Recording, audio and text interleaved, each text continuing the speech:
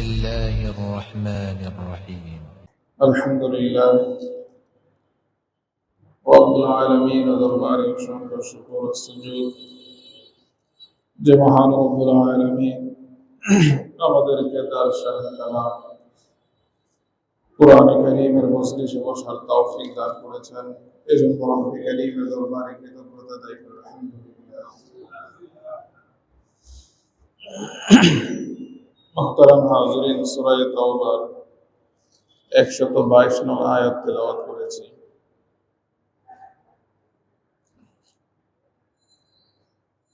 আল্লাহ তাআলা কোরআনে কারীম নাযিল করেছেন, পাঠিয়েছেন হযরত জিবরাইল আলাইহিস সালামের মাধ্যমে রাসূল করিম সাল্লাল্লাহু আলাইহি ওয়াসাল্লামের নিকট এই উদ্দেশ্যে যে কিয়ামত পর্যন্ত যত মানুষ দুনিয়াতে আসবে, যত জিন্নাত দুনিয়াতে আসবে, তাদের সকলের হিদায়াতের জন্য সকলের কাছে কোরআনে কারীম পাঠানো হয়েছে। এর দৃষ্টান্তটা হলো এই যে দেখেন, কোরআনে কারীম আহকামুল হাকিমিনের পক্ষ থেকে, খালেকের পক্ষ থেকে মাখলুকের নিকট, যিনি আমাদের স্রষ্টা তার পক্ষ থেকে আমাদের নিকট। তো স্রষ্টার পক্ষ থেকে সৃষ্টির নিকট বার্তা প্রেরণ, পয়গাম, এর মাধ্যমে সৃষ্টিকে সম্মানিত করা হয়েছে, সৃষ্টিকে মর্যাদান্বিত করা হয়েছে। দুনিয়ার মধ্যে আমরা যদি দেখি, বিভিন্ন দল, ছোট হোক বড় হোক, বা কোনো কোম্পানি ছোট হোক বা বড় হোক, এর প্রতিষ্ঠাতা, এর চেয়ারম্যান যদি ওই কোম্পানির অথবা ওই দলের সাধারণ কর্মী বা সদস্য বা সমর্থক তার কাছে কোনো বার্তা, কোনো পয়গাম যদি পাঠায়, তাহলে সেই পয়গামটাকে একজন কর্মী বা সমর্থক বা একজন এমপ্লয়ি সে কিভাবে গ্রহণ করে?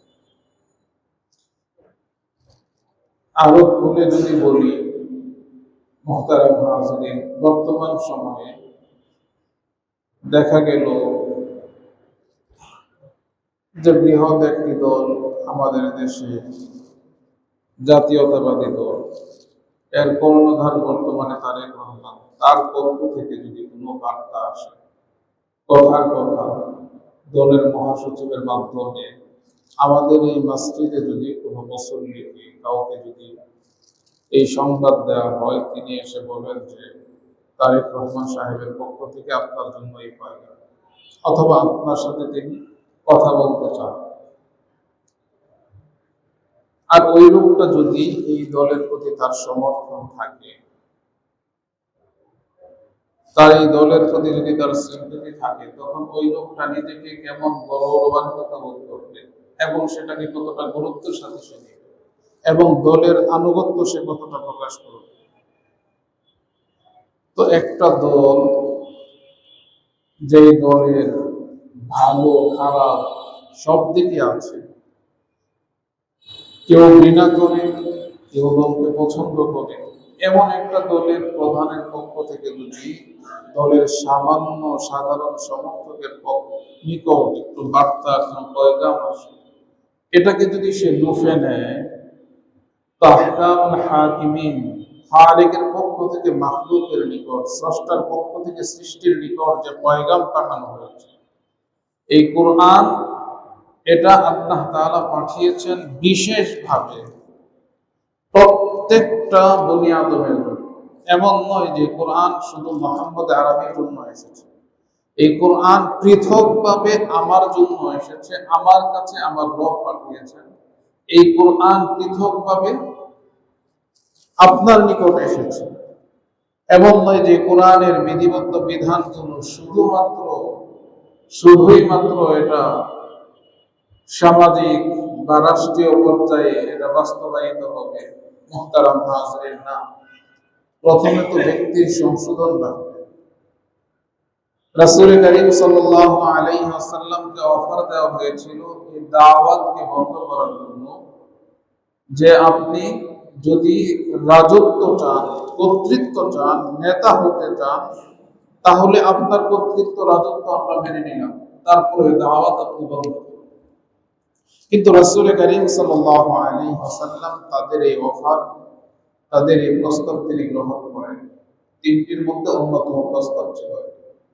তো দেখেন, রাসূলের হিজরতের পরে কিন্তু রাষ্ট্র গঠন হয়েছে এবং নেতৃত্বে রাসূল এসেছেন, কিন্তু প্রথমে তিনি নেতৃত্ব গ্রহণ করেন। তো এই জন্য মুহতারাম হাজিরিন, কোরআনের যে মূল উদ্দেশ্যটা সেটা হলো কোরআন প্রত্যেকের জন্য এসেছে। এই কোরআনের মাধ্যমে আমার নিজেকে পরিবর্তন করা, নিজেকে সংশোধন করা, এটা হলো প্রথম কাজ, প্রধান কাজ। তারপরে সেটা পরিবার, সমাজ, রাষ্ট্রে সেটা বাস্তবায়িত হবে। কিন্তু ব্যক্তি পর্যায়ে যদি কোরআনের প্রতিষ্ঠা না হয়, তাহলে পরিবার, সমাজ, রাষ্ট্রে আসবে কি? আলা লাহুল খালকু ওয়াল আমর। এই সৃষ্টি আল্লাহ তাআলা, এবং এই সৃষ্টির উপর কর্তৃত্ব চলবে আল্লাহ তাআলা, অন্য কারো কর্তৃত্ব চলবে না। এই সৃষ্টির উপর আদেশ চলবে আল্লাহ তাআলা, অন্য কারো আদেশ চলবে না। এই সৃষ্টি আল্লাহ তাআলার আইন মেনে চলবে, কোন মানব সৃষ্ট আইন মেনে চলবে না। আলা লাহুল খালকু ওয়াল আমর। সৃষ্টি আল্লাহ, এই সৃষ্টির বিধান দাতাও আল্লাহ তাআলা। আলা ইয়ালামু মান খালাক ওয়া হুয়াল লতীফুল খাবীর। আমরা মনে করতে পারি যে এটা অসম্ভব বিষয়, চলতে গেলে আমরা চলতে পারি না, বিভিন্ন সময় থাকে, আমাদের প্রশ্ন থাকে, আমি এই পেশায় জড়িত বা আমি ওই পেশায় জড়িত, এইভাবে আমি চলতে চেষ্টা করি, আপনার চেষ্টা করলেও সম্ভব না। মুহতারাম হাজিরিন, তো রব্বুল আলামিন তিনি বলেন, আলা ইয়ালামু মান খালাক ওয়া হুয়াল লতীফুল খাবীর। সাবধান, খবরদার, যিনি সৃষ্টি করেছেন তিনি জানেন তুমি সক্ষম কিনা। তিনি লতীফ, অনেক দয়ালু।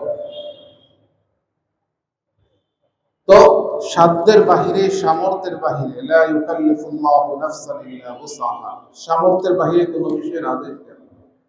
যদি জায়েজ পন্থায় হালাল উপার্জনের মাধ্যমে হালাল ভাবে বৈধ পন্থায় চলা সম্ভব না হয়, তাহলে আল্লাহ তাআলা এই বিষয়টা আমার আপনার জন্য আবশ্যক করবেন না। সমস্যাটা কোথায় হয়? যখন আমার চাহিদা এত বেড়ে যায় যে আমার প্রয়োজনের চেয়েও আমি বেশি চাই, তখন শরীয়তের গণ্ডির ভিতরে থেকে চলা আমার জন্য কঠিন হয়ে যায়। তো আমার চাহিদা থেকে, আমার যে চাহিদা, আমার প্রয়োজন থেকে চাহিদা যদি বেশি হয়, তাহলে সেই চাহিদা কোনোদিন পূরণ হয় না। এটা স্বতঃসিদ্ধ বিষয়। প্রয়োজন থেকে যার চাহিদা বেড়ে যায়, তার চাহিদা কোনোদিন পূরণ হয় না। মানুষের প্রয়োজন পূরণ হয়, প্রয়োজন মেটানো যায়, কিন্তু চাহিদা প্রয়োজন থেকে অতিরিক্ত যখন হয়, তখন সেই চাহিদা পূরণ করা যায় না, সেই চাহিদা মেটানো যায় না। তাহলে আল্লাহ তাআলা খালিকের পক্ষ থেকে মাখলুকের নিকট, স্রষ্টার পক্ষ থেকে সৃষ্টির নিকট যে পয়গাম এসেছে, মুহতারাম হাজিরিন, এই পয়গাম সৃষ্টি লোফে নিবে এবং এর মাধ্যমেই তাকে গৌরবান্বিত করা হয়েছে, এর মাধ্যমে তাকে সম্মানিত করা হয়েছে, এর মাধ্যমে তাকে ইজ্জত দেওয়া হয়েছে। আল্লাহ তাআলা যে তার সৃষ্টি জীবর মানুষকে শ্রেষ্ঠত্ব দান করেছেন এবং মানুষের মধ্যে বিশেষ করে আল্লাহ তাআলা নবীদের পরে, নবীর উম্মতদের মধ্য থেকে মুহাম্মদ আরবি সাল্লাল্লাহু আলাইহি ওয়াসাল্লামের উম্মতকে যে শ্রেষ্ঠত্ব দিয়েছেন, এর কারণ এই কোরআন, এই পয়গাম। এত দামি, এত মূল্যবান এক পয়গাম এই কোরআনের মাধ্যমে দিয়েছেন। তো এই দামি পয়গামটা যার কাছে এসেছে, সেও তেমন দামি হয়ে যায়। কিন্তু অবস্থা এখন আমাদের এমন, যখন নাকি আল্লাহর কালামের বিষয় এলান হয়, তখন আমাদের বসতে মনে হয় না, হাজারো ব্যস্ততা আমার থাকে। যদি চোখ বন্ধ হয়ে যায় ব্যস্ততাও শেষ হয়ে যাবে, তখন শুধু আফসোসই করা লাগবে, কিন্তু আফসোস করলেও কিছু করার থাকবে না। আমি আসছি মসজিদে শুধুমাত্র মসজিদে সালাত নামাজ আদায় করা, এর নাম ইসলাম না। ইসলাম মসজিদের ভিতরেই শুধু সীমাবদ্ধ না। 5 ওয়াক্ত আযান ইকামত নামাজ জামাতের সাথে পড়ি, সুন্নাত নওয়াফিল করি, এতটুকুর নাম ইসলাম না। রমজানে শুধু সিয়াম পালন করি, এর নাম শুধু ইসলাম না। শুধু হজই ইসলাম না। মুহতারাম হাজিরিন, এগুলো ইসলামের অন্যতম বিধান, ইসলামের এগুলো রুকন, কিন্তু এর বাহিরে আমার জীবনের যে বৃহৎ অংশ, বৃহৎ সময়, সেই সময়টাকেও আমাকে এই কোরআনে কারীমের পয়গামের বিধান মতে পরিচালনা করতে হবে। আমি তো এতটুকু জেনেছি যে 5 ওয়াক্ত সালাত আমার উপর ফরজ, কিন্তু এর বাহিরে আরো অনেক কাজ আছে যেগুলো আমার জন্য ফরজ, সেগুলো তো আমি জানি না। যেই ব্যস্ততার কারণে কোরআনের মজলিসে আমি বসতে পারি না, সেই ব্যস্ততার বিষয়ে রাসূল করিম সাল্লাল্লাহু আলাইহি ওয়াসাল্লাম বলেন, তালাবু কাসবিল হালাল ফরিদাতুন বাদাল ফরিদা। আপনি ব্যবসার জন্য উঠে চলে গেলেন, উপার্জনের জন্য চলে গেলেন, সেই উপার্জনটা হালাল পন্থায়, সেই উপার্জনটা হালাল উপায়ে এবং হালাল হতে হবে। শুধুমাত্র পন্থা হালাল হলে, পদ্ধতি হালাল হলে উপার্জন হালাল হয় না। আপনি যদি চাকরি করেন, এই চাকরির মধ্যে যেই ডিউটি আপনাকে পালন করতে হয়, যে দায়িত্ব আপনাকে সম্পাদন করতে হয়, সেই দায়িত্বটা কোরআন সিদ্ধ হতে হবে, শরীয়ত সিদ্ধ হতে হবে। যদি শরীয়ত অনুমোদন করে সেটাকে বৈধতা দেয়, তাহলে সেই কাজটাকে হালাল পন্থায়, বৈধ পন্থায়, যেই পন্থা পদ্ধতিটা কোরআন বৈধ ঘোষণা করেছে, ওই পদ্ধতিতে আপনাকে ওই বৈধ কাজটা করতে হবে। এবং এই বৈধ কাজ বৈধ পন্থায় করার পরেও এর বিনিময়ে যে আপনি উজরত পাবেন, পারিশ্রমিক পাবেন, বিনিময় পাবেন, প্রতিদান পাবেন, সেটাও হালাল খাত থেকে, বৈধ খাত থেকে আসবে। 3 হালালের সমন্বয়ে তারপরে আপনার উপার্জনটা বৈধ হবে। মুহতারাম হাজিরিন, যে দেখেন, সহজভাবে আমরা বুঝি যে একজন মানুষ সুদ ঘুষের সাথে সম্পৃক্ত। এখন এই লোকটা যখন কাউকে দাওয়াত দেয়, তখন তার দাওয়াত মানুষ কবুল করতে চায় না। কেন চায় না? যে তার উপার্জন হালাল নয়। এখন এই লোকটার দাওয়াত যেমন আপনি কবুল করেন না উপার্জন হালাল না হওয়ার কারণে, তার বাচ্চাকে আপনি পড়ান, শিক্ষা দেন, সে যে আপনাকে এই শিক্ষার বিনিময়ে পারিশ্রমিক দিচ্ছে, সেটাও সুদের অর্থ, সুদের মাধ্যমে যেটা উপার্জন করেছে, ঘুষের মাধ্যমে যে উপার্জন করেছে, সেই অর্থটাই আপনাকে দিচ্ছে। তো সুতরাং এই অর্থ গ্রহণ করা আপনার জন্য বৈধ নয়।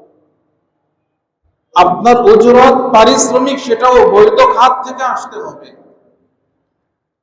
কিন্তু তাকে আপনি কোরআনী শিক্ষা দিলেন, এটা তো বৈধ, এটা তো সওয়াবের কাজ। কিন্তু তার বাচ্চাকে কোরআন শিক্ষা দিয়ে তার কাছ থেকে অর্থ নেওয়া, সেটাও যায়। আপনার কোরআন শিক্ষা দেওয়া এটাও বৈধ, কাজটাও বৈধ, কিন্তু খাতটাও বৈধ। মুহতারাম হাজিরিন, এই বিষয়গুলো আমাদের বোঝা। আপনি ব্যবসা করেন শরাবের, মদের, এখন এই শরাবের মদের ব্যবসার জন্য আপনি এমপ্লয় নিযুক্ত করলেন যাকে, আপনি তো শরাব ব্যবসা করেন, হালাল হারামের তোয়াক্কা নাই, কিন্তু এখন যাকে নিয়োগ করলেন সে যদি মুসলিম হয়, সে তো শ্রম দিবে সারা মাস, মাসিক পারিশ্রমিক সে পাবে।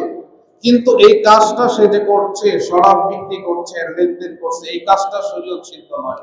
তো সুতরাং তার এই চাকরি, আপনার অধীনে চাকরি করা তার জন্য বৈধ নয়। কিন্তু তার পরিশ্রম যেটা, পদ্ধতি, এটা তো শরীয়ত অনুমোদন করে যে মাসিক ভিত্তিতে তুমি কারো কাছে শ্রম বিক্রি করতে পারো। তো এই শ্রম বিক্রি করাটা জায়েজ, কিন্তু শ্রম বিক্রি করতে গিয়ে এই শ্রমটা যেই কাজে ব্যবহার হচ্ছে, ওই কাজটা শরীয়ত সিদ্ধ না হওয়ার কারণে তার এখানে শ্রম বিক্রি করা জায়েজ না। তাহলে তার শ্রম বিক্রি করা জায়েজ, কিন্তু যেই কাজে ব্যবহৃত হচ্ছে শ্রম, সেটা বৈধ না হওয়ার কারণে মুহতারাম হাজিরিন, তার শ্রম বিক্রিও না জায়েজ হয়। তো কিন্তু আমাদের অবস্থা এখন আমরা শুধুমাত্র মনে করি যে মসজিদে আমরা আসব, মসজিদে এসে সালাত আদায় করবো, বাস এটাই ইসলাম। না, এটা ইসলামের একটা অংশ, এটা ইসলামের অন্যতম রূপক। ঠিক আছে, কিন্তু এটাই পরিপূর্ণ ইসলাম না, এর বাহিরের বিষয়গুলো আমাদেরকে বুঝতে হবে। মুহতারাম হাজরিন, কোরআনে কারীম থেকে যে আয়াত তেলাওয়াত করেছিলাম, এজন্য কোরআনের মজলিসগুলোতে বসা আমাদের জন্য অপরিহার্য, খুব বেশি প্রয়োজন, খুব বেশি জরুরি। মসজিদে আসলাম, নামাজ পড়লাম, এটা তো জানলাম, কিন্তু বাহিরে যে কাজগুলো আমি করছি, এই কাজগুলো আসলে শরীয়ত অনুমোদন করে কিনা।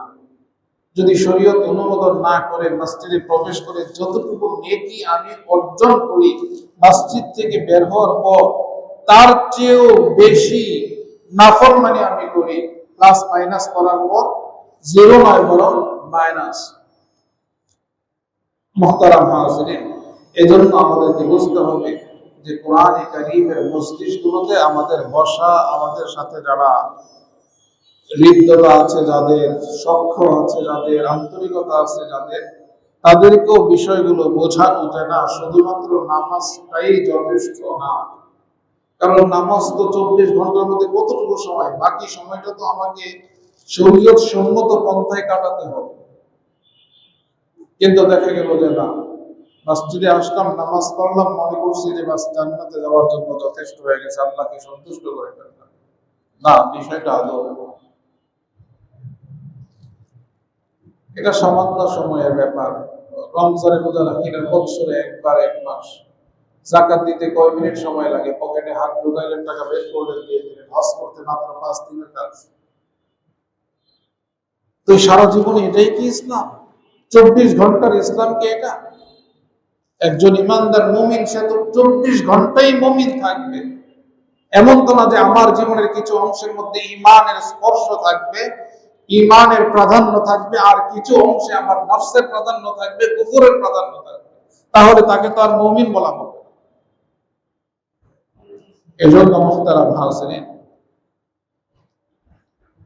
এর গুরুত্ব আমাদের উপলব্ধি করা দরকার, জীবনকে সংশোধন করা দরকার, পরিবর্তন করা দরকার।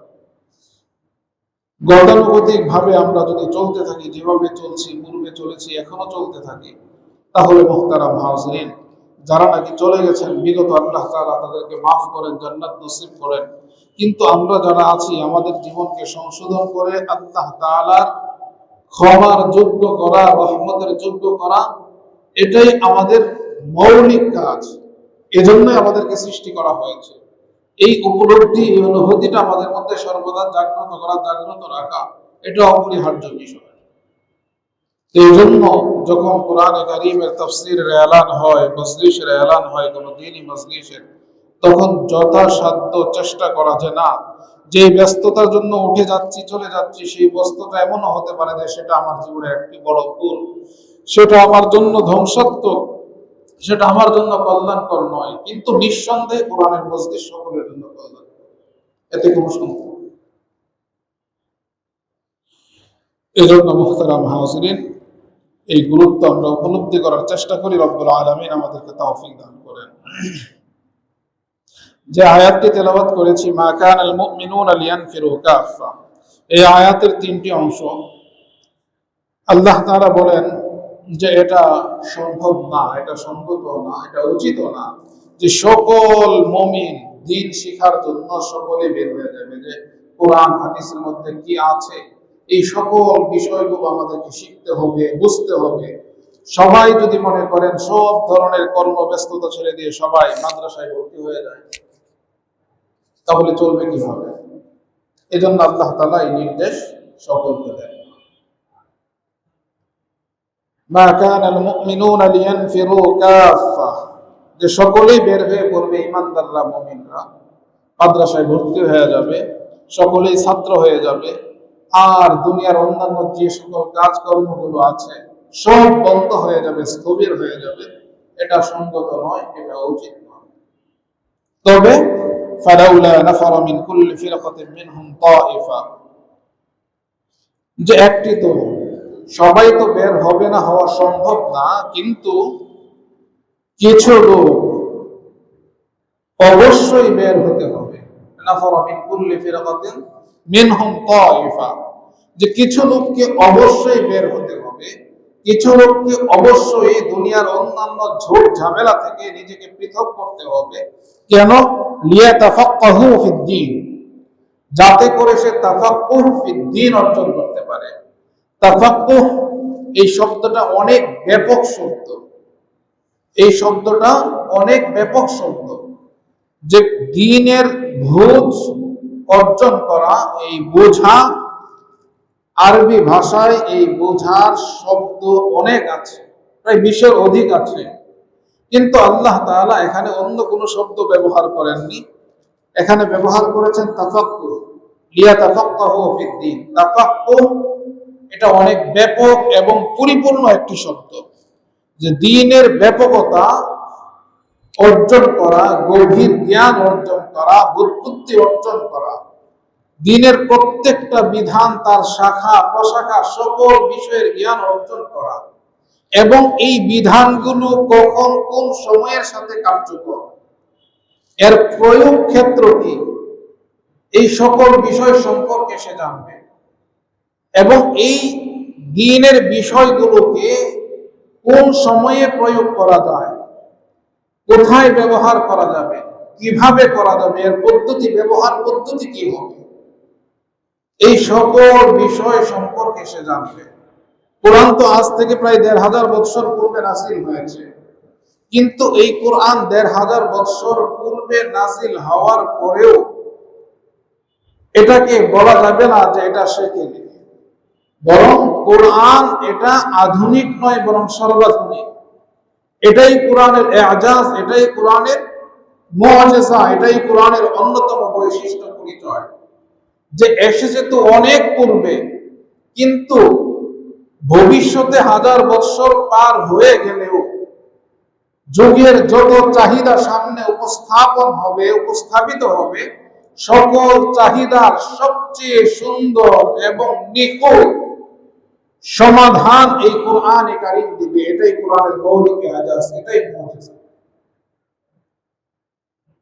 যে আমাদের বর্তমানে দেখেন যে একটা পথ পরিবর্তন হয়েছে, সংস্কারের দাবি উঠেছে। দীর্ঘ সময় কিছু নিয়ম নীতিতে আমরা চলার পর বুঝতে পারলাম যে না, এই নিয়ম নীতিতে চললে মানুষের অধিকার সংরক্ষণ করা সম্ভব নয়। মানুষের অধিকারকে সুনিশ্চিত করতে হলে এই বিধানগুলো, এই কানুনগুলো, আইনের এই ধারাগুলোকে পরিবর্তন করা প্রয়োজন। যদি এই ধারাগুলোকে পরিবর্তন করা হয়, তাহলে মানব অধিকার সুনিশ্চিত করা যাবে। মুহতারাম হাজিরিন, যার কারণে ঐক্যমত্য কমিশন গঠন হয়েছে, মাসব্যাপী তাদের মিটিং প্রোগ্রাম চলেছে। মুহতারাম হাজিরিন, তারা কিছু বিষয়ে একমত হয়েছেন, কিন্তু এই বিষয়গুলোকে যদি তাদের উপর ছেড়ে না দিয়ে, এই বিষয়গুলোকে যদি ছেড়ে দেওয়া হতো কোরআন এবং সুন্নাহর উপর, যে কোরআন ইমানদার মুমিন তো বিশ্বাস করে কোরআন এটা আহকামুল হাকিমিনের পক্ষ থেকে এসেছে, কোরআন এটা স্রষ্টার পক্ষ থেকে সৃষ্টির মুক্তির জন্য, সৃষ্টির সমৃদ্ধির জন্য এসেছে।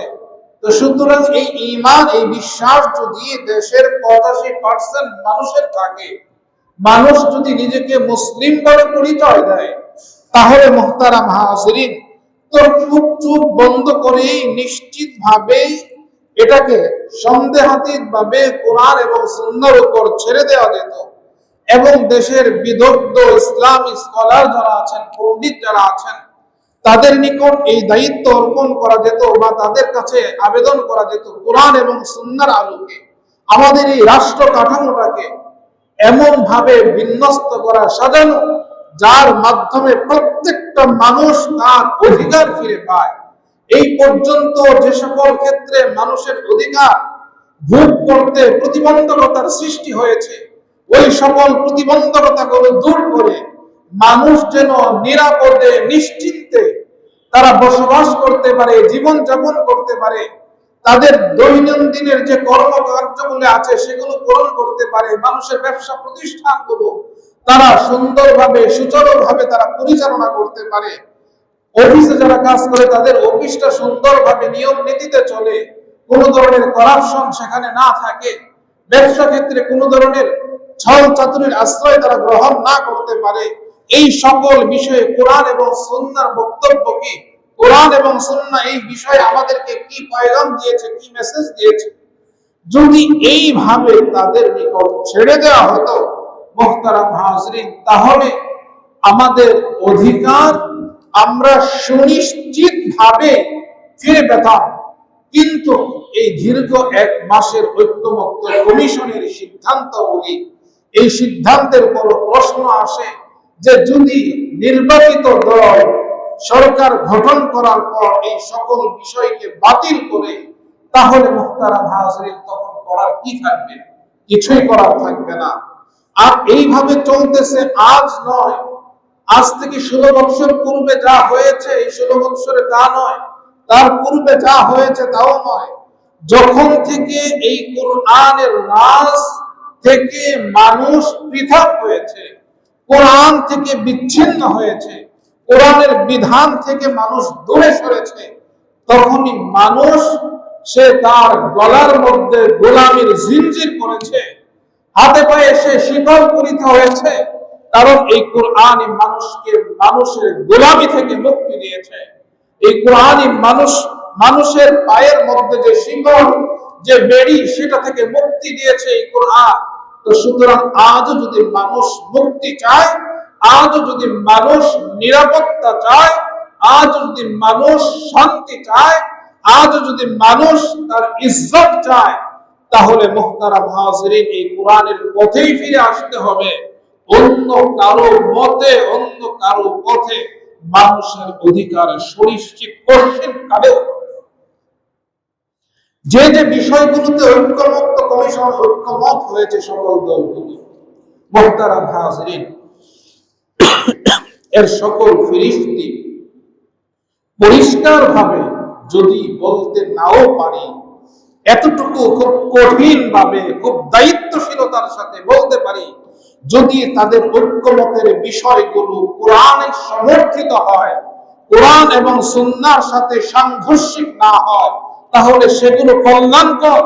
আর তারা যে সকল বিষয়ে ঐক্যমত হয়েছে এগুলো যদি কোরআন এবং সুন্নাহর সাথে সাংঘর্ষিক হয়, কোরআন এবং সুন্নাহ সমর্থিত না হয়, তাহলে গোটা দেশের সকল মানুষও যদি ঐক্যমত্য পোষণ করে, তারপরেও তার মাধ্যমে মানুষের অধিকার সুনিশ্চিত হবে। এটাই চূড়ান্ত কথা, এটাই শতসিদ্ধ কথা। এই বিষয়গুলো আমাদেরকে বুঝতে হবে। মুহতারাম হাজরিন, একটি বিষয় যখন বোঝার সঠিক সময়ে যদি আমরা না বুঝি, সঠিক সময়ে যদি উপলব্ধি না করি, সময় যখন চলে যায় তারপরে যদি বুঝে আসে, তাহলে মুহতারাম হাজরিন সেই বুঝে আসা কোনো কাজে দিবে না। সৌভাগ্য স্রেফ একবারই মানুষের দরজায় করা হয়। ওই সুযোগকে আপনার লুফে নিতে হবে। আপনাকে বুঝতে হবে যে আসলে আমার মুক্তি কোন পথে। আপনাকে মুক্তির পথ দেখিয়েছে মুহতারাম হাজরিন, দাদারা, বাবারা, আপনাকে মুক্তির পথ দেখিয়েছেন চাচা, মুক্তির পথ দেখিয়েছেন আপনার মামা, মুক্তির পথ দেখিয়েছেন ভাই, আপনাকে মুক্তির পথ দেখিয়েছেন বিশ্ব মানবতার মুক্তির দূত মুহাম্মদ আরবি সাল্লাল্লাহু আলাইহি ওয়াসাল্লাম।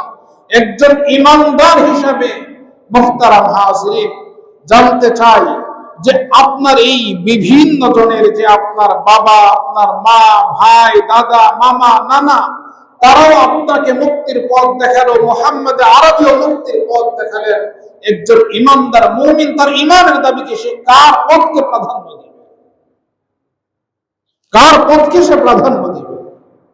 ঈমান কি বলে? মুহতারাম হাজরিন, আমরা হেরে যাই আমাদের নফসের কাছে, হেরে যাই দুনিয়ার নিষ্পা, দুনিয়ার মুখের কাছে। দুনিয়ার জীবনে যখন নাকি দুনিয়াটাকে জিতে নিতে পারি না, দুনিয়াতে আমি হেরে যাই, তাহলে এই দুনিয়া দিয়ে আমি পরকালকে অর্জন করব কিভাবে? পরকাল সমৃদ্ধ আমি কিভাবে করব যখন দুনিয়াতেই আমি আটকে যাই? সামান্য সময়ের, সামান্য কিছুর মোহ আমি ছাড়তে পারি না, মুহতারাম হাজিরিন, তাহলে মুক্তি আসবে কোত্থেকে, কিভাবে? এজন্য রব্বুল আলামিন বলেন যে একটি দল, কিছু লোক এমন লাগবে যারা লিয়াতাফাক্কাহু ফিদ্দীন, দ্বীনের উৎপত্তি অর্জন করবে। এই কোরআনের প্রত্যেকটা বিষয়, কোরআনের সকল বিধানগুলো তারা বুঝবে। যে কোনো সময় যে কোনো ব্যক্তি যে কোনো সমস্যা নিয়ে সে আসবে, তাদেরকে কোরআন এবং সুন্নাহর আলোকে ওই সমস্যার সমাধান দিবে। মুহতারাম হাজিরিন, এতটুকু জ্ঞান অর্জন করার মতো কিছু লোক লাগবে যারা সকল কিছু ছেড়ে শুধু কোরআন এবং সুন্নাহ নিয়ে পড়ে থাকবে। প্রত্যেক সমাজের মধ্যে এমন কিছু লোক থাকা অপরিহার্য। কিন্তু যদি খোঁজা হয় যে প্রত্যেক সমাজে এমন লোক, মুহতারাম হাজিরিন, প্রত্যেক সমাজে এমন লোক আমরা খুঁজে পাই না। পাওয়া যায় ভাড়াটিয়া। এখন যদি বলা হয় যে আমাদের এই ওয়ারি এলাকাতে এমন লোক কি আছে যে কোরআন এবং সুন্নাহর বুদ্ধি অর্জন করেছে, তাফাক্কুহ ফিদ্দীন অর্জন করেছে, মুহতারাম হাজিরিন, তখন উত্তর কি হবে? আমার উত্তর, আমি এই পর্যন্ত কাউকে দেখি। তাহলে এটা তো আবশ্যক ছিল। যখন এটা কিছু লোকও না থাকবে, তখন তো সকলেই গুনাহগার হবে, ওই সমাজের সকলেই গুনাহগার হবে। হ্যাঁ, এখন আছে কি ভাড়াটিয়া বলতে? ভাড়াটিয়া বলতে মসজিদে আমাদের ইমাম আছে, মসজিদে আমাদের খতিব আছেন, বাস তারা কোরআন এবং সুন্নাহ সম্পর্কে তারা জ্ঞান অর্জন করেছেন, বুঝেন, তারা রিসার্চ করেন, আমাদের সমস্যাগুলো তাদের থেকে আমরা সমাধান করি। মুহতারাম হাজিরিন, এর মাধ্যমে আমি হয়তো এই বিষয় থেকে পরিত্রাণ পেয়ে যাচ্ছি, কিন্তু আমার সমাজের মধ্যে যদি 10টি ছেলে এমন থাকতো যারা কোরআন এবং সুন্নাহর গভীর জ্ঞান অর্জন করতে সক্ষম হয়েছে, কোরআন সুন্নাহর রিসার্চ করাই তাদের নেশা, এটাই তাদের পেশা, তাহলে মুহতারাম হাজিরিন, এই সমাজের চিত্রটা আরেকটু ভিন্ন। এই সমাজের চিত্রটা আরেকটু ভিন্ন হতো, কিন্তু সেটা না হওয়ার কারণে যা হওয়ার তাই হচ্ছে। নগ্নতা, অশ্লীলতা, বেহায়াপনা, বেরেল্লাপনা। মুহতারাম হাজিরিন, বাসা থেকে বের হলে, মসজিদ থেকে বের হলে রাস্তায় তাকানো দায়। এই পরিস্থিতি কেন? এজন্য যে গোটা আমাদের সমাজ এই নাফর মিন কুল্লি ফিরকা তাইফা, এই সমাজের মধ্যে একটা ছোট দল নেই যারা কি করবে, আমাদেরকে বোঝাবে। তাদের কাজ কি? তারা তো তাফাক্কুহ ফিদ্দীন অর্জন করবে, দ্বীনের গভীর জ্ঞান অর্জন করবে। ওয়ালিয়ুনদিরু কওমাহুম ইযা রাজাউ ইলাইহিম লাআল্লাহুম ইয়াহযারুন, যে তাদের কাজ হবে এই লিয়ুনদিরু কওমাহুম, তারা তাদের স্বজাতিকে ভীতি প্রদর্শন করবে। স্বজাতিকে ভীতি প্রদর্শন করবে। ইযা রাজাউ ইলাইহিম, তারা ইলম অন্বেষণ করেছে, জ্ঞান অর্জন করেছে, যখন তারা স্বজাতির কাছে ফিরে আসবে, তার পরিবার, তার সমাজকে ভীতি প্রদর্শন করবে। যখন মিথ্যা বলবে, মিথ্যা সাক্ষী দিবে, মিথ্যা কসম খাবে, মিথ্যা মামলা দায়ের করবে, তখন তাদেরকে বুঝাবে যে দেখো, এই মিথ্যাই তোমাকে ধ্বংস করে ছাড়বে। এই মিথ্যার পরিণাম বড় ভয়াবহ, এটা আকবরুল কাবায়ের। এই মিথ্যাই তোমার জাহান্নামে যাওয়ার জন্য যথেষ্ট। তো সুতরাং তোমার নামাজ, তোমার রোজা, হজ, যাকাত এগুলো দিয়ে কি হবে? সুতরাং এর পরিণাম বড় ভয়াবহ। এর থেকে তওবা করো, যার ব্যাপারে বলছো তার কাছে ক্ষমা চাও, আহকামুল হাকিমিনের নিকট ক্ষমা চাও, এই মিথ্যাকে পরিহার। সুদের সাথে জড়িত সম্পৃক্ত এই সুদের ভয়াবহ পরিণামের কথা তাকে বলবে, বোঝাবে। ঘুষের সাথে সম্পৃক্ত এই ঘুষের ভয়াবহ পরিণামের কথা তাকে বোঝাবে। জবরদখল করে, জুলুম করে, মুহতারাম হাজিরিন, জুলুমের ভয়াবহতা সম্পর্কে তাকে বোঝাবে যে এর পরিণাম অত্যন্ত ভয়াবহ হবে। মুহতারাম হাজিরিন, অন্যের হক সে ছিনিয়ে নিচ্ছে, অন্যের হক মেরে খাওয়া, এটা যে কতটা ভয়াবহ অপরাধ, এই সম্পর্কে তাকে ভীতি প্রদর্শন করবে, যাতে করে মানুষ সকল ধরনের অন্যায়, অনাচার, অপচার থেকে সে বিরত থাকে, তার জীবনটাকে সে পবিত্র রাখে, তার ঈমানের দাবিকে সে সমুন্নত করে। এই কাজটাই তাফাক্কুহ ফিদ্দীন অর্জন করার পর তার পরিবারকে, তার সমাজকে সে বুঝাবে। রব্বুল আলামিন বলেন লাআল্লাহুম ইয়াহযারুন, যখন সে স্বজাতিকে এইভাবে বোঝাবে, তখন তার স্বজাতি এগুলোর প্রতি ভয়, এগুলোর প্রতি ভয়ের কারণে এগুলো থেকে নিজে থেকে পরিহার করবে, এগুলো ছেড়ে দিবে, নিজেকে পবিত্র করবে। মুহতারাম হাজিরিনের পরিণাম সম্পর্কে বলার জন্য প্রতিনিয়ত যদি লোক থাকে, তাহলে অন্যায় অনাচার আস্তে আস্তে কমতে থাকে। কিন্তু আমাদের অবস্থা হলো এই যে আমি কেন বললাম যে আছে ওয়ারি এলাকায় মসজিদ আছে, ভাড়াটিয়া আলেম আছে, কেন বললাম? এজন্য মসজিদের ইমাম তো মসজিদে থাকেন, মসজিদের ইমাম তো মসজিদে থাকেন বা তার বাসায় থাকেন, আমার সমাজের সাথে তার তো কোনো সম্পৃক্ততা নেই। সে তো আমার সাথে বাজারে ব্যবসা প্রতিষ্ঠানে বসে না, আমার সাথে রাস্তাঘাটে সে তো হাঁটে না, চলে না। মুহতারাম হাজিরিন, আমার সমাজটা ভিন্ন, তার চলার গণ্ডিটা ভিন্ন। মুহতারাম হাজিরিন, দেখা হয় মসজিদের মেহরাবের মধ্যে, মুহতারাম হাজিরিন আসি, পিছনে দাঁড়ায়, সালাত আদায় করি, আবার মসজিদ থেকে বের হয়ে যায়। যাওয়ার পর যেই জগতের মধ্যে আমি প্রবেশ করি, এই জগৎটা এতটা নিকৃষ্ট, এই জগৎটা এতটা গন্ধা, এটা এতটা দুর্গন্ধযুক্ত মুহতারাম হাজিরিন, যে এই দুর্গন্ধের কারণে আমার আপনার নাক চেপে ধরা, কানকে বন্ধ করা, চোখকে বন্ধ করা ছাড়া কোনো উপায় নেই। অথচ এই দুর্গন্ধযুক্ত এই সমাজে, পরিবেশে কেমন যেন আমি প্রফুল্লতা লাভ করি। যদি আমার ইমানের দাবিকে আমি পূরণ করতাম, ইমানের চেতনাকে সমুন্নত করার চেষ্টাও যদি আমার থাকতো, ফিকিরও যদি থাকতো, তাহলে ন্যূনতম হলো এতটুকু অনুশোচনা আমার থাকতো যে আসলে আমি তো মসজিদ থেকে বের হচ্ছি, আপনার ঘর থেকে, এই মাত্র না রবের পুত্রতে কত মেসেজ দিলাম, এই মাত্র না রবের কাছে ভিক্ষুকের মতো হাত পাতলাম, এই মাত্র না রবের কাছে কত সাহায্য সহযোগিতা চাইলাম, এই মাত্র না নিজের গুনাহের জন্য তওবা করলাম, তো এখনই আবার কিভাবে নাফরমানির জগতে আমি প্রবেশ? এই অনুশোচনাটা অন্তত পক্ষে এতটুকু হলেও থাকতো, কিন্তু আমাদের সেটাও হচ্ছে না। যদি সেটা হইতো তাহলে সমাজের অবস্থার পরিবর্তন আসবে, কিন্তু সেটা আমাদের হচ্ছে না। মুহতারাম হাজিরিন, এজন্য এটা প্রয়োজন। আমাদের বয়স হয়েছে, এখন আমাদের মাদ্রাসায় ভর্তি হওয়া সম্ভব নয়। আমরা দ্বীনের মৌলিক বিষয়গুলো, যেটা আমার প্রয়োজন, রাসূল করিম সাল্লাল্লাহু আলাইহি ওয়াসাল্লাম যেটা হাদিসের মধ্যে ইরশাদ করেছেন, তালাবুল ইলম ফারিয়াদাতুন আলা কুল্লি মুসলিম, সকল মুসলমানের উপর ইলম অর্জন করা এটা ফরজ। কতটুকু? যতটুকু আমার প্রয়োজন। তো প্রয়োজন অনুপাতে ইলম অর্জন করা ফরজ, কিন্তু তাফাক্কুহু ফিদ্দীন সকলের উপর ফরজ নয়, এটা ফরজে কিফায়া। রাসূল করিম সাল্লাল্লাহু আলাইহি ওয়াসাল্লাম বলেন, মান ইউরিদিল্লাহু বিহি খায়রা ইউফাক্কিহু ফিদ্দীন, আল্লাহ তাআলা যার কল্যাণ চান তাকে তাফাক্কুহু ফিদ্দীন দান করেন। তো এজন্য মুহতারাম হাজিরিন, আমি পেশাজীবী মানুষ, আমার বয়স হয়েছে, আমি সেভাবে পারবো না, কিন্তু আমার ছোট বাচ্চা আছে, আমার নাতি নাতনি আছে, আমার ভাতিজা আছে, ভাতিজি আছে, ভাইনা ভাইনি আছে, বা আমার খুব কাছের আত্মার বন্ধু আছে, তার ছেলে আছে বা তার কেউ আছে, তাদেরকে তো আমরা এই কোরআন এবং সুন্নাহর গভীর ইলম অর্জনের জন্য, তাফাক্কুহ ফিদ্দীন যেন তারা অর্জন করতে পারে, এজন্য তাদেরকে তৈরি করা, প্রস্তুত করা, তাদেরকে দ্বীনি প্রতিষ্ঠানগুলোতে ভর্তি করা, মাদ্রাসায় দেওয়া। মুহতারাম হাজিরিন, এটা হবে আমার আপনার মুক্তির সুবাহ। কারণ আল্লাহ তাআলা তাফাক্কুহ ফিদ্দীন দান করেন যার কল্যাণ চান।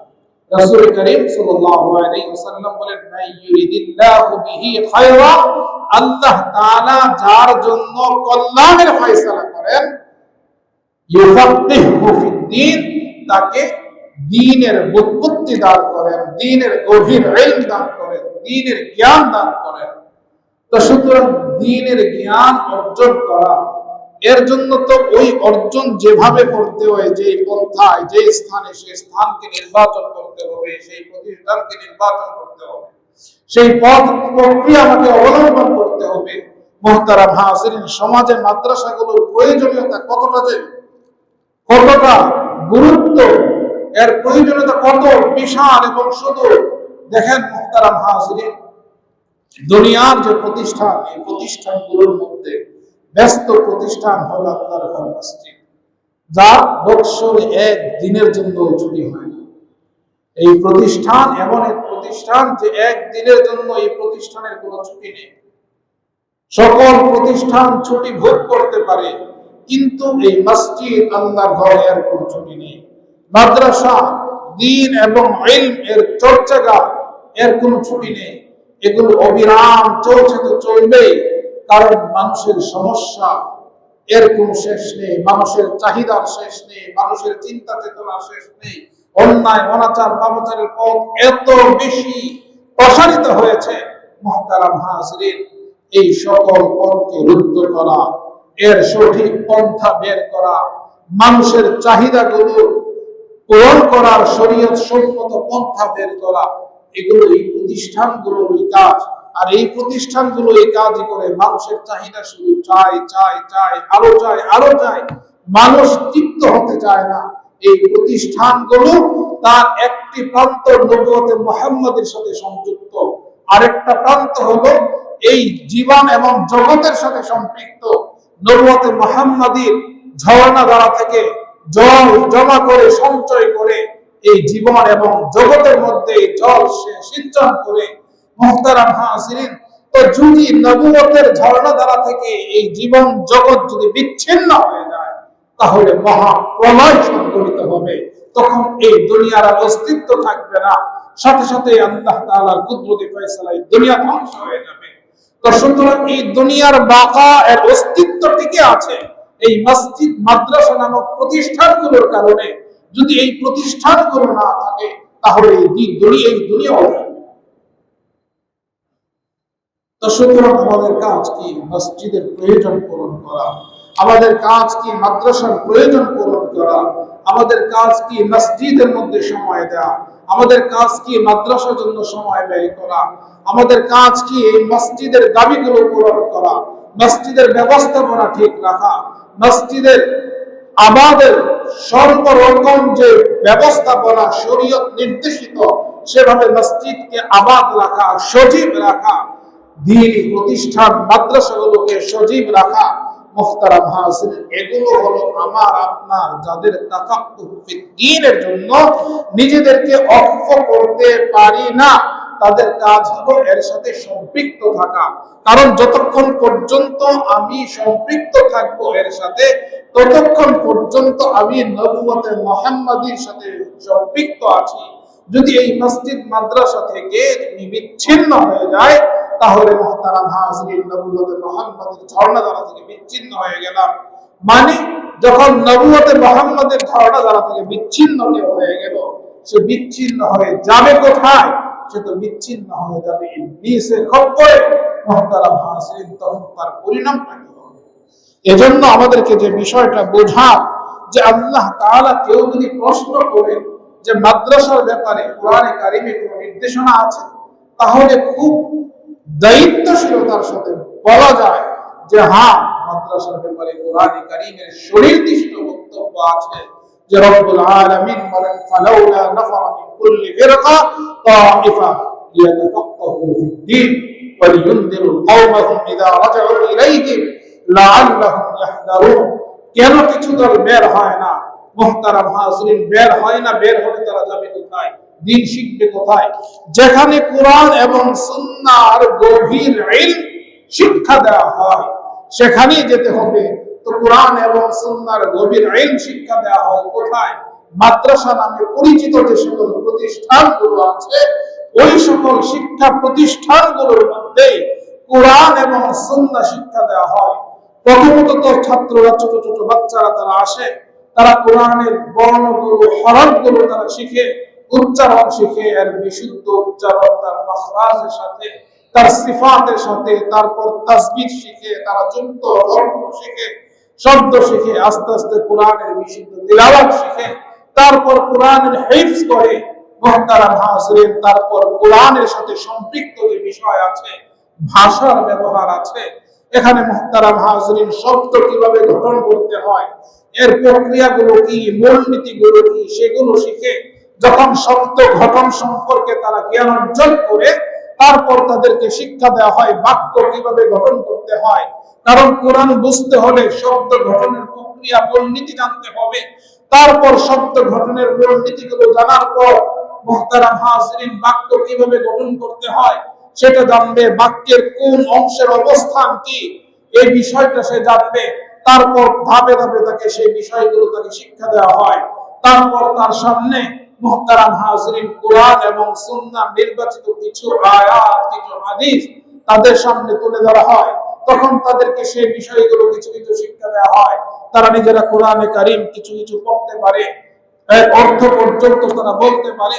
তারপর ধাপে ধাপে তাদেরকে আরেকটু তারা উন্নতি হয়, বোঝের পরিপক্কতা আসে, তখন কোরআনে কারীমের সরল অনুবাদ তাদেরকে শিক্ষা দেওয়া হয়। যখন তাদের বোধ শক্তি আরো বাড়ে এবং কোরআনের সরল অনুবাদ তারা সুন্দরভাবে করতে পারে, অনুবাদ বুঝতে তারা সক্ষম হয়, তখন তাদেরকে কোরআনে কারীমের তাফসীর শিক্ষা দেওয়া হয়। মুহতারাম হাজিরিন, তাদেরকে হাদিসগুলো শিক্ষা দেওয়া হয়, হাদিসের ব্যাখ্যাগুলো তাদেরকে শিক্ষা দেওয়া হয়, এর মুরাদগুলো, এর উদ্দেশ্যগুলো তাদেরকে বোঝানো হয়। মুহতারাম হাজিরিন, এজন্য কোরআন যেহেতু এটা সর্বোচ্চ সাহিত্যের ভান্ডার, আরবি সাহিত্যের মূল হলো কোরআন কারীম, তো সুতরাং আরবি ভাষা সাহিত্যের যত শাখা প্রশাখাগুলো আছে, ওই সকল শাখা প্রশাখাগুলো মুহতারাম হাজিরিন তাদেরকে শিক্ষা অর্জন করতে হয়। কোরআন শুধুমাত্র সাহিত্যের কিতাব নয়, কোরআন এটা হলো একটি জীবন ব্যবস্থার নাম, একটি সংবিধান, একটি আইনের কিতাব, এমন একটি আইনের কিতাব যেটা নাকি স্বতঃসিদ্ধ, যার মধ্যে কোনো ত্রুটি নেই। তো সুতরাং আইনগুলো যে সূত্র আছে, এর মূল নীতি আছে, সেগুলো তাদেরকে শিখতে হয়, উসুলগুলো শিখতে হয়, মূল নীতিগুলো তাদের শিখতে হয়। মুহতারাম হাজিরিন, এই কোরআনে কারীমে আল্লাহ তাআলার নিয়ামতের কথাগুলো এসেছে, তো এখন আল্লাহ তাআলার নিয়ামতের কিছু উসুল আছে, মূল নীতি আছে, সেগুলো শিখতে হয়। এই এক কোরআনকে শিখতে গেলে মুহতারাম হাজিরিন 17টি পরিভাষা এবং 17টি মূল নীতি তাদেরকে শিখতে হয়। 17টি মূলনীতি বলতে সংখ্যা নয়, 17টি বিষয়ের, 17টি ভিন্ন ভিন্ন বিষয়ের মূল নীতি শিক্ষা অর্জনের পর তারপর একটা ছেলে কোরআনে কারীমের তাফসীরের ছাত্র হওয়ার যোগ্যতা অর্জন করে। যখন কোরআনে কারীমের তাফসীরের ছাত্র হওয়ার যোগ্যতা অর্জন করে, তখন তার সামনে কোরআনে কারীমের তাফসীরের দর্শ শুরু হয়। এইভাবে কোরআনে কারীমের মুহতারাম হাজিরিন ব্যাখ্যা, বিশ্লেষণ গুলো এবং তার শানে নজুল উদ্দেশ্যগুলো বর্ণনা করা হয়, শিক্ষা দেওয়া হয়। তো মুহতারাম হাজিরিন, যে কোরআনে কারীম ধারাবাহিকভাবে এই শিক্ষা অর্জন করা, রাসূল করিম সাল্লাল্লাহু আলাইহি ওয়াসাল্লামের হাদিস থেকে কোরআনের ব্যাখ্যাকে গ্রহণ করার জন্য দিনের পর দিন, মাসের পর মাস, বৎসরের পর বৎসর অতিক্রম করতে হয় মেহনত আর মুজাহাদার সাথে। তারপরে একটি ছেলে সে কোরআনে কারীমের তাফসীরের জ্ঞান কিছুটা সে অর্জন করতে পারে। মুহতারাম হাজিরিন, সেই কিছুটা বলতে এই যে তার সমসাময়িক যেই সময়ে যেই সমাজে সে বসবাস করে, ওই সময় আর সমাজের জন্য প্রয়োজনীয় কিছু জ্ঞান সে অর্জন করতে পারে। মুহতারাম হাজিরিন, এই যে ধাপ ধাপের পর ধাপ অতিক্রম করা, এগুলো কোথায় আসবে? এই প্রতিষ্ঠানগুলোর মধ্যে। তো সুতরাং এই প্রতিষ্ঠানগুলো যদি সঠিক থাকে, এই প্রতিষ্ঠানগুলো যদি সঠিকভাবে পরিচালিত হয়, এই প্রতিষ্ঠানের যদি কোনো ধরনের পিছুটান না থাকে, তাহলে এই প্রতিষ্ঠান আপন গতিতে চলতে থাকবে এবং এই প্রতিষ্ঠান থেকে ওই সকল সোনার মানুষগুলো বের হয়ে আসবে, যারা এই জীবন এবং জগৎকে আহকামুল হাকিমিনের সাথে জুড়ে দিবে। দুনিয়ার এই মাটির মানুষকে আসমানের নূরের তৈরি ফেরেশতাদের থেকে মর্যাদায় আরো উচ্চাসনে তারা আসীন করতে সক্ষম হবে। এজন্য মুহতারাম হাজিরিন, আমাদের সকলের জন্য প্রয়োজন যে আমাদের এই মসজিদ, আমাদের এই মাদ্রাসা যেখানেই আছে, শুধুমাত্র আমাদের এই মসজিদ আর এই মাদ্রাসার কথা আমি বলছি না, মুহতারাম হাজিরিন, যত মসজিদ আছে, মাদ্রাসাগুলো আছে, এগুলো যেন আবাদ থাকে, সচল থাকে, কোন ধরনের পিছুটান তাদের না থাকে। এটা ইমানদার মুমিন মুসলমানদের ঈমানি দায়িত্ব। তো সুতরাং ঈমানের দাবি পূরণ করলেই আল্লাহর সন্তুষ্টি অর্জন করা সম্ভব। আর ঈমানের দাবিকে যদি কেউ পূরণ না করে, তাহলে আল্লাহ তাআলার ইয়াযুবিল্লাহ আল্লাহর আযাব নেমে আসবে। এজন্য আল্লাহ তাআলার আযাব থেকে পরিত্রাণের আশায় এবং রব্বুল আলামিনের সন্তুষ্টি প্রাপ্তির আশায় আমরা আমাদের ঈমানের দাবিকে পূরণ করে চলি। আল্লাহ তাআলা আমাদের সকলকে তৌফিক দান করেন।